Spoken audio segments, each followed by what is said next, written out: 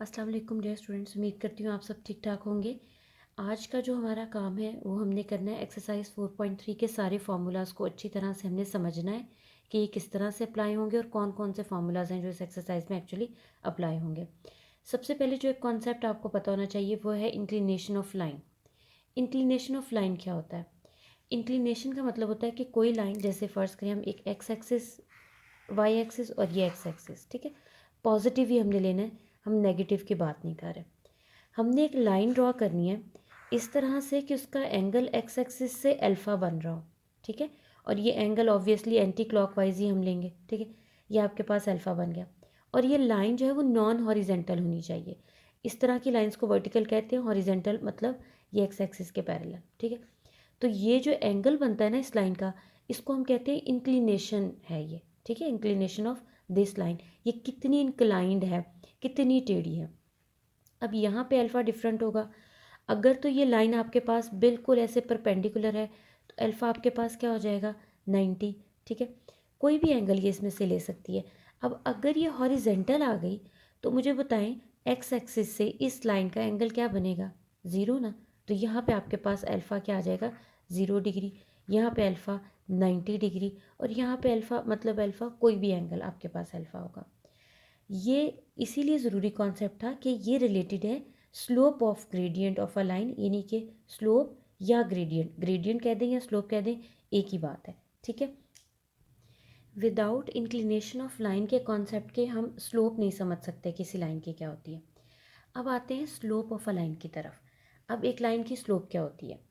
अगर आपके पास किसी भी लाइन की इंक्लिनेशन का एंगल मौजूद है ना, तो आप उस लाइन की स्लोप निकाल सकते हैं। वो किस तरह से? स्लोप को हम एम से रिप्रेजेंट करते हैं और ये होती है टेंजेंट अल्फ़ा, ठीक है। ये एंगल आप यहाँ पे पुट करेंगे तो आपके पास स्लोप आ गई।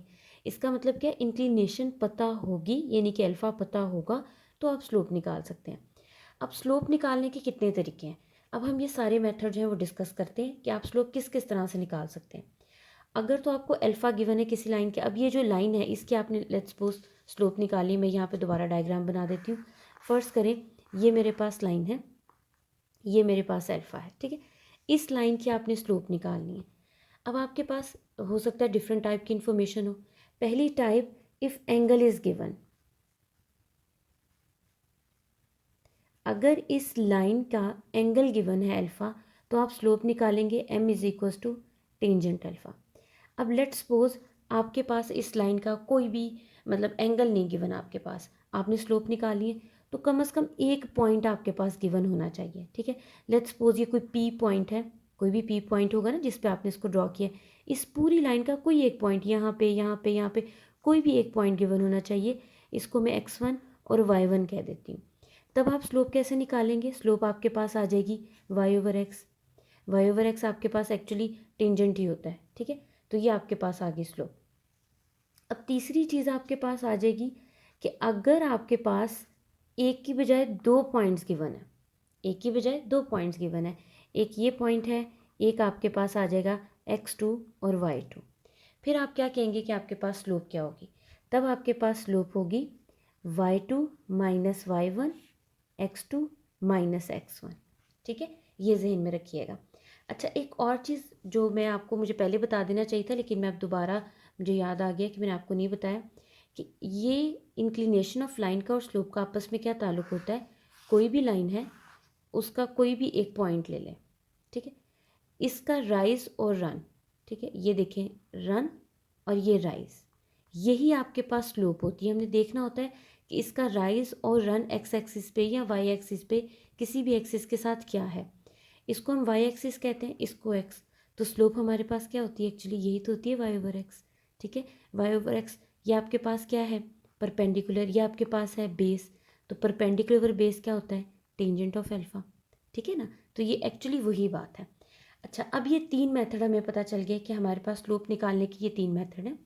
अगर एंगल गिवन है तो ये मेथड, अगर एक पॉइंट गिवन है तो ये मेथड, अगर आपके पास 2 पॉइंट्स गिवन है तो आप ये मेथड लगाएंगे स्लोप निकालने के लिए। अब स्लोप की कुछ प्रॉपर्टीज़ हैं जो कि आपके लिए बड़ी ज़रूरी हैं कि आपको पता होनी चाहिए कि लाइन की प्रॉपर्टी स्लोप के रिस्पेक्ट से क्या है। पहली चीज़ आपके पास है कि एक लाइन है आपके पास, लाइन 1, वो परपेंडिकुलर है लाइन 2 से। दूसरी आपके पास है कि एक लाइन 1 पैरेलल है लाइन 2 से।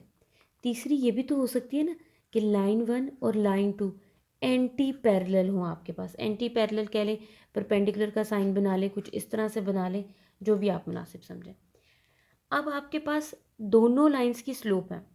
आपने ये बताना है कि ये परपेंडिकुलर हैं, पैरेलल हैं या एंटी पैरेलल हैं। ठीक है, तीन ही तो कंडीशंस बन सकती हैं। अब ये ज़रा ध्यान से सुनिएगा। अगर दो लाइंस आपके पास हैं, वो पूछे कि बताएं ये पैरेलल हैं, तो आपने क्या करना है, इसकी स्लोप निकाल लें और इसकी स्लोप निकाल लें। अगर दोनों स्लोप्स इक्वल हैं तो दोनों लाइंस आपस में क्या हैं, पैरेलल। ठीक है, अब आपने स्लोप निकाली है m1 की और m2 की, इक्वल हो नहीं आ रही, आप उनको मल्टीप्लाई करें। अगर तो -1 के इक्वल आ जाती हैं, या इसको इस तरह भी आप कह सकते हैं, एक स्लोप दूसरे का रेसिप्रोकल विद नेगेटिव साइन आ जाती है, तो आप कहेंगे कि ये आपके पास दोनों लाइंस क्या हैं, परपेंडिकुलर। ठीक है, अगर ना तो वो ये कंडीशन फुलफिल कर रही हैं ना ये फुलफिल कर रही हैं, तो आप क्या कहेंगे, लाइन 1 एंटी पैरेलल है लाइन 2 के, यानी कि परपेंडिकुलर भी नहीं है, पैरेलल नहीं है, कुछ इस तरह का आपस में कोई रिलेशन का बन रहा होगा। ये हमारे पास आ गई जी स्लोप का ताल्लुक लाइंस के साथ क्या बनता है। अब हम डिस्कस करते हैं इक्वेशन ऑफ लाइंस को। इक्वेशन ऑफ लाइन को हम जनरली किस तरह से लिखते हैं, कोई भी आपके पास इक्वेशन है लाइन की, तो हम उसको जनरली लिखते हैं ax plus B Y plus C is equal to 0। Normally जो आपके पास इस तरह से इक्वेशन लिखी होती है ना, 4y plus 5 is equal to 0, ये इक्वेशन ऑफ लाइन को ही रिप्रेजेंट कर रहा होता है। ठीक है, जिसमें a x का कोफिशेंट, b जो है y का कोफिशेंट है, और c आपके पास कांस्टेंट होता है। ठीक है, ये एक जनरल फॉर्म है आपके पास अगर आपने लिखना हो इक्वेशन ऑफ लाइन। अब इक्वेशन ऑफ लाइन और बहुत से डिफरेंट तरीक़ों से लिखी जा सकती है। किस तरह से एक इक्वेशन ऑफ लाइन बनाई जा सकती है, कोई इन्फॉर्मेशन गिवन हो, उसके लिए आपको डिफरेंट चीज़ें पता होनी चाहिए। अब अगर आपके पास कोई लाइन है, उसकी क्या इन्फॉर्मेशन आपके पास गिवन है जिससे आप ये रिक्वायर इक्वेशन ऑफ लाइन बनाएंगे, तो हम बारी बारी वो सारी इक्वेशन ऑफ लाइन्स को डिस्कस करते हैं। ठीक हो गया, तो हम आते हैं जी सबसे पहले टाइप 1 की तरफ। एक्चुअली टाइप 1 तो यही है, लेकिन वो चूँकि एक जर्नल फॉर्म है, इसलिए मैं उसको उसमें कंसिडर नहीं कर रही। अब अगर आपके पास इक्वेशन ऑफ लाइन है, ठीक है, और वो पैरेलल है, पैरेलल टू एक्स एक्सिस, तो उसकी इक्वेशन ऑफ लाइन क्या होगी। पहले तो हम ये ड्रॉ करके देखते हैं। ठीक है, एक आपके पास ये एक्स एक्सिस ये ले लेते हैं, ये आ गया जी वाई एक्सिस। ठीक है, और कोई इक्वेशन ऑफ लाइन है वो पैरेलल है एक्स एक्सिस के, ये एक्स एक्सिस है, ये आपके पास वाई एक्सिस है। ठीक है, ये इक्वेशन ऑफ लाइन है वो पैरेलल है एक्स एक्सिस से। अगर वो एक्स एक्सिस के पैरेलल है तो वाई का कोई पॉइंट होगा ना जिस पे आपने उसको ड्रॉ किया, तो वो पॉइंट आपके पास क्या होगा, कोई 0 a कुछ ऐसा ही होगा ना वाई एक्सिस पे, यानी कि y is equals to a। तो इक्वेशन ऑफ लाइन ऐसी सूरत में y is equals to a हो जाती है। ठीक है, अच्छा जी, अब दूसरी इक्वेशन ऑफ लाइन, अब हम दूसरी टाइप देखते हैं। टाइप 2 में हमारे पास आ जाएगा जी टाइप 2, अगर वो पैरेलल आ गई, पैरेलल टू वाई एक्सिस। अब ये तो आपको फ़ौरन पता चल जाएगा कि अगर पैरेलल टू वाई एक्सिस है तो वो क्या होगी। ये तो मैं आपको दोबारा बता देती हूँ, ये एक्स आ गया, ये वाई आ गया, ये एक्स एक्सिस है, ये वाई एक्सिस है। आपने यहाँ पे ये पैरेलल टू वाई एक्सिस, ये हमारी लाइन है, तो ऑब्वियसली इसका कोई पॉइंट यहाँ पे होगा। तो चलिए उससे ज़रा डिफरेंट दिखाने के लिए हम इसको बी और 0 कर देते हैं, तो आपके पास X is equals to B, ये इक्वेशन ऑफ लाइन हो जाएगी। ठीक है, जिसके भी वो पैरेलल है सेम वही पॉइंट आपके पास आ जाएगा। ठीक है, अच्छा जी, अब इक्वेशन ऑफ लाइंस की बहुत सी फॉर्म्स होती हैं, वो भी हम डिस्कस करेंगे। ठीक है, तो सबसे पहले हम कौन सी फॉर्म डिस्कस करते हैं, स्टैंडर्ड फॉर्म्स की। ठीक है, तो अब हम डिस्कस करेंगे equation of line in standard form.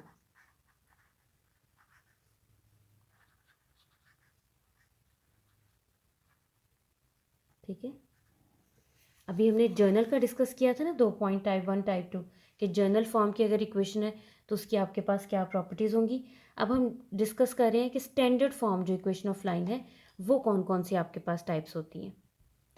तो सबसे पहली जो टाइप हमारे पास आएगी उसको हम बोलते थे equation of line in slope intercept form. अच्छा, इनके ना नाम बड़े इंपॉर्टेंट हैं, नाम में ही हिंट होता है कि आपने इसको कैसे फाइंड आउट करना होता है। ठीक है, अच्छा जी, ये आ गई हमारे पास सबसे पहली टाइप, स्लोप इंटरसेप्ट फॉर्म। अब स्लोप इंटरसेप्ट फॉर्म हमारे पास क्या होती है, नाम से ही पता चल गया हमें कि या तो लाइन की स्लोप गिवन होगी और कोई इंटरसेप्ट गिवन होगा। अब वो कौन सा इंटरसेप्ट होगा, वो हमारे पास होना चाहिए वाई इंटरसेप्ट। ठीक है, ये बस याद रखिएगा कि ये जो इंटरसेप्ट स्लोप इंटरसेप्ट फॉर्म है ये वाई इंटरसेप्ट के लिए है। ठीक है, अच्छा जी, इसकी ना कोई अगर मैं डायग्राम ड्रॉ करूँ तो कुछ ऐसा होता है कि हमारे पास ये लाइन है। ठीक है, लाइन कुछ ऐसे जैसे भी, क्योंकि वाई इंटरसेप्ट है तो वाई की लाइन से ही क्रॉस करेगी। अब इस ये जो लाइन है ना, इसकी स्लोप भी आपको पता होनी चाहिए और आपको ये पॉइंट भी पता होना चाहिए कि वो इंटरसेप्ट कहाँ पे हो रहा है। इस पॉइंट का नाम हम रख देते होते हैं सी। तो ये इक्वेशन आपके पास होती है y is equals to M X plus C. अब ये जो इंटरसेप्ट आपको पता होता है आपने सी की जगह पुट करना है। इस स्लोप की जो सॉरी इस लाइन की जो स्लोप है वो आप इस जगह पे पुट करेंगे तो आपके पास ये आ जाएगा। अच्छा, ये स्लोप इंटरसेप्ट फॉर्म ना सबसे इंपॉर्टेंट फॉर्म है, क्योंकि हम अगर इस फॉर्म में कोई इक्वेशन दी हो, जैसे लेट्स सपोज वो आपसे कहे कि मेरे पास एक इक्वेशन ऑफ लाइन है y is equals to 5x plus 9, आप बताएं कि ये एक इक्वेशन ऑफ लाइन है, इसकी स्लोप क्या होगी इस लाइन की। तो कैलकुलेट किए बगैर आपको पता है कि x के साथ जो चीज़ है वो आपके पास क्या है, m। ये आपके पास इंटरसेप्ट है c। अब ये ऑब्जेक्टिव के लिए आ सकता है आपके पास कि ये इक्वेशन ऑफ लाइन है, बताएं y इंटरसेप्ट किस पे है, तो आप कहेंगे 9 पे, स्लोप क्या है 5। ठीक है, तो ये फॉर्म्स को याद करने की ये आसानी होती है कि आप डायरेक्ट आंसर्स भी इसमें से दे सकते हैं। अब चलते हैं जी सेकेंड टाइप की तरफ। अच्छा जी, ये आ गई second type, equation of line in point slope form. अब इसके नाम से देख लें, पॉइंट गिवन होगा और स्लोप गिवन होगी, नाम से आपको पता चलेगा। जैसे ये एक इक्वेशन ऑफ लाइन आ गई, अब ये चाहे एक्स एक्सिस हो वाई एक्सिस हो, अगर वाई इंटरसेप्ट है तो आपके पास प्रीवियस स्लोप इंटरसेप्ट फॉर्म पे चली जाएगी। अब हम लेते हैं एक्स इंटरसेप्ट। अगर एक्स इंटरसेप्ट है, आपके पास स्लोप गिवन है और ये पॉइंट गिवन है एक्स का।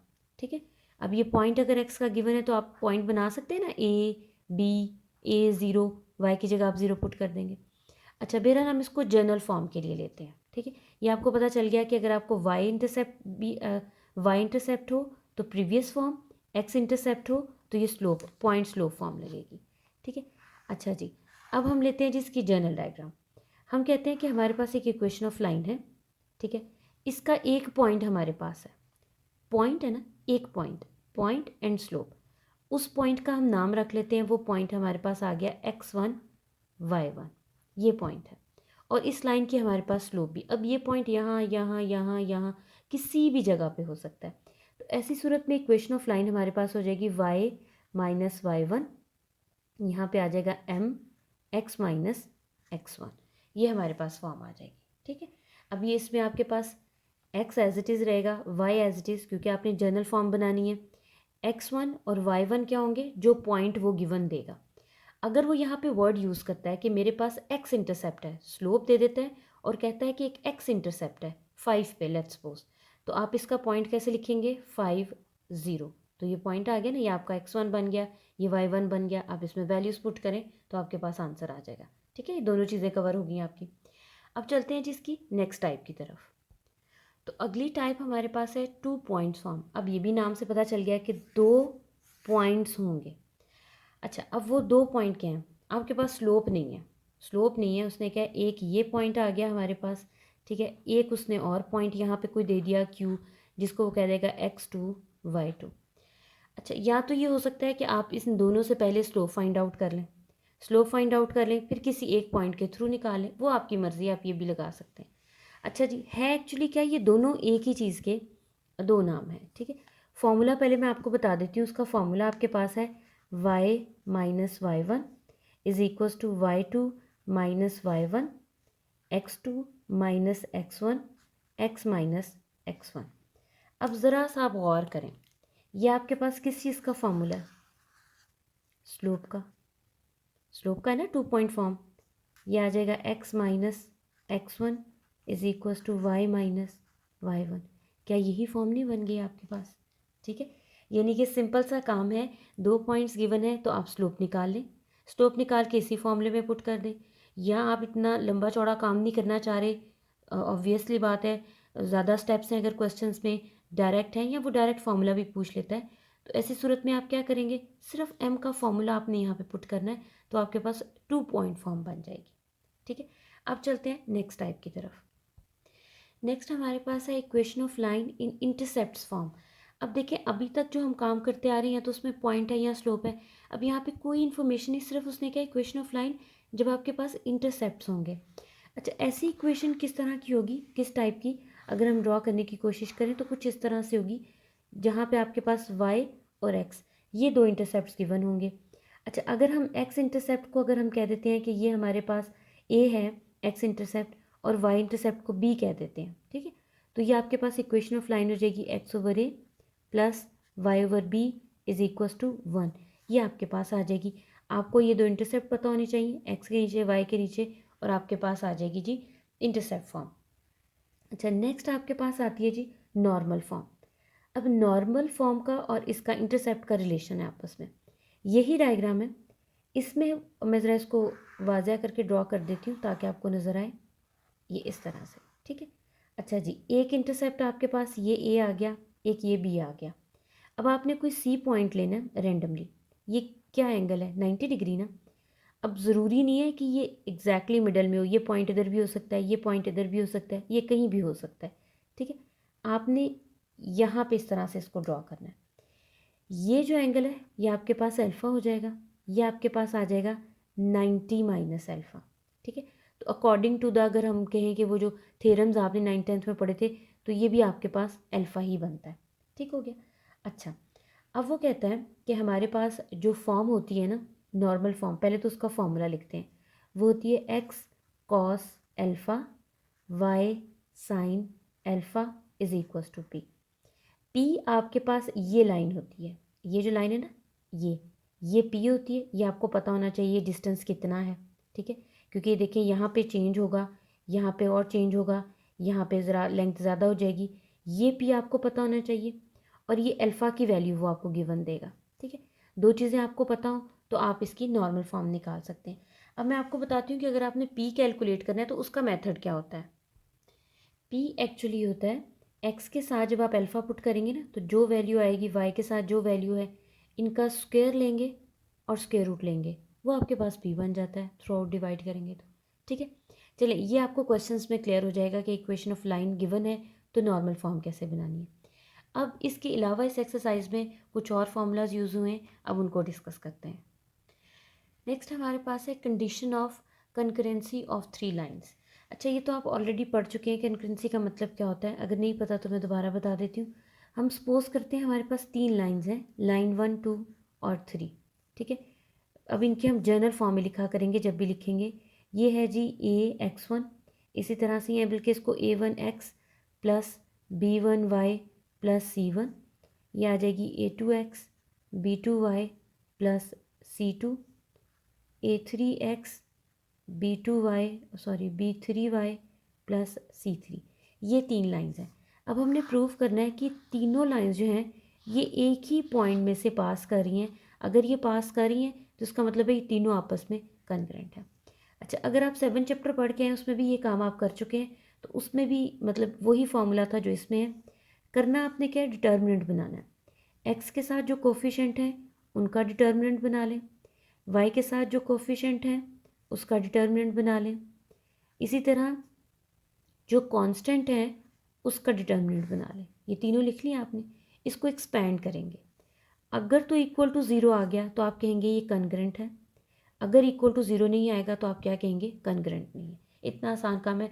इक्वेशन ऑफ लाइंस वो आपको गिवन देगा, एक्स के साथ जितने भी कोफिशिएंट है इसी तरह से वाई के साथ और कांस्टेंट लिखने हैं, डिटर्मिनेंट को सॉल्व करना है। अगर तो ज़ीरो आ गया तो कनग्रेंट है, नहीं आया तो नहीं।